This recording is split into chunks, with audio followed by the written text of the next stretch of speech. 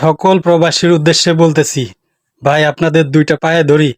আপনারা এ পর্যন্ত অনেকবারই রেমিটেন্স বন্ধ করে দেশের অনেক কিছু ফিরায় আনছেন। আপনাদের দুইটা পায়ে ধরি, আপনারা শেষবারের মতো একটাবার রেমিটেন্স বন্ধ করেন।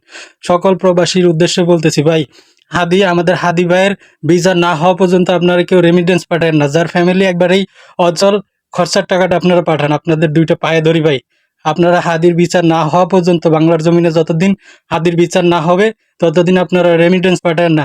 একটা প্রবাসী পারে এই হাদি ভাইয়ের সঠিক বিচার আনতে। কারণ রেমিটেন্স যদি বন্ধ করে, যে সরকারই আসুক, যে সরকারি দেশ চালাক, দেশ চালাইতে পারবে না রেমিটেন্স বন্ধ হলে। আপনারা একটা বার রেমিটেন্স বন্ধ করেন ভাই, আপনাদের দুইটা পায়ে ধরি ভাই। ভিডিও শেয়ার করে প্রত্যেকটা প্রবাসীর কাছে পাঠিয়ে দিবেন। প্রত্যেকটা প্রবাসীর আমি পায়ে ধরে বলতেছি ভাই, দয়া করে একটা বার বাংলাদেশের জন্য আপনারা একটা বার কিছু করেন।